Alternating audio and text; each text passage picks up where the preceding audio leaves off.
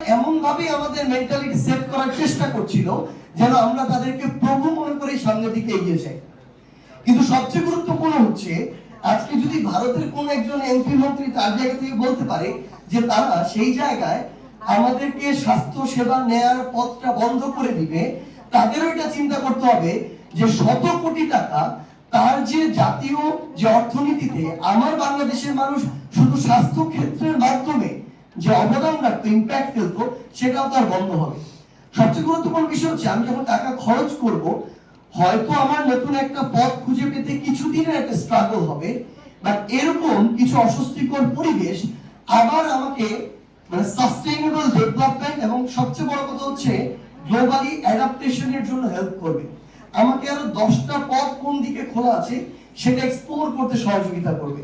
So আমরা আমাদের জায়গা থেকে মনে করি যে আমরা কারোর উপর ডিপেন্ডেন্ট না, আমরা মিউচুয়ালি ডিপেন্ডেন্ট। কেউ যদি তার জায়গায় এটা মনে করে এবং এই মানসিকতা খাটাতে চায়, আমরা জাস্ট তাদের স্পষ্ট করে একটা কথা বলতে পারি, আপনাদের অ্যাপ্রোচ আমাদের প্রতি যা হবে, আমাদের অ্যাপ্রোচ আপনাদের প্রতি তাই হবে। এই জেনারেশন অন্তত এইটুকু আমরা আমাদের জায়গা থেকে বিশ্বাস করি যে এতদিন আমাদের চিন্তা ভাবনাটা হয় একদিকে ভারত কেন্দ্রিক ছিল, আরেকদিকে চায়না কেন্দ্রিক। কিছু হয়তো আমাদের গার্মেন্টস এর যে ডিপেন্ডেন্সি এটা আমাদের ইউরোপ বা ওয়েস্ট কেন্দ্রিক ছিল। কিন্তু এখন মনে হয় আমাদের এই সময়টা চলে এসেছে যে আমরা যখন আমার এই বে অফ বেঙ্গল দিয়ে আমার একটা জাহাজ আমার দুই চোখ যখন সামনের দিকে দেখবে, আমরা অবভিয়াসলি একদিকে মালাক্কা হয়ে আমি আমার কোরিয়াকে দেখবো, চায়নাকে দেখবো, রাশিয়াকে দেখবো, জাপানকে দেখবো, আমি পুরো প্যাসিফিক দেখবো।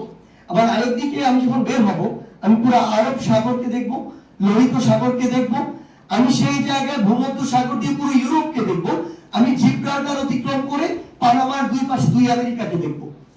আমাদের দৃষ্টি আর কয়েকটা বা 2-3টা দেশের মধ্যে সীমাবদ্ধ থাকবে না। সো আমরা আমাদের জায়গা থেকে শুধু একটা জিনিস বলতে চাই যে আমাদেরকে কুক্ষিগত করে রাখা হয়েছিল কেন? নিজেদের ক্ষমতাকে সিকিউর করার জন্য আমাদেরকে ভয় দেখানো হয়েছিল। ঠিক কেন? কারণ যারা তাদেরকে ওই ক্ষমতার প্রোটেকশন দেয় তাদেরকে যেন আমরা ভয় করি। সো এখন আমরা আমাদের জায়গা থেকে জাস্ট একটা জিনিস বলি যে আমাদের এখন দৃষ্টিটা অনেক তীক্ষ্ণ করতে হবে। আগে ছিল আমরা নিজেদের মানে গা বাঁচানোর পলিসিতে ছিলাম, এই তরুণ প্রজন্ম এখন তাদের জায়গা থেকে অন্যের দিকে তীক্ষ্ণ দৃষ্টি দিবে।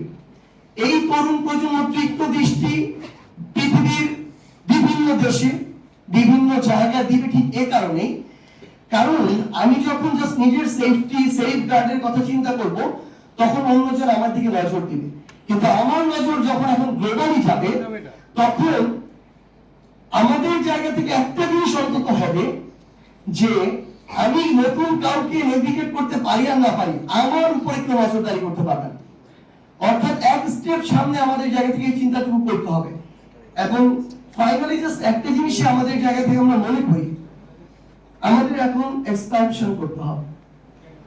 ল্যান্ডের এক্সপ্যানশন কতটুকু সম্ভব বা সম্ভব নয় সেটা সময় নির্ধারণ করবে।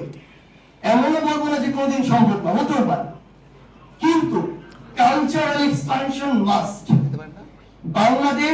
বাংলাদেশের যে কালচার, এই কালচারকে আমাদের day by day global culture করতে হবে।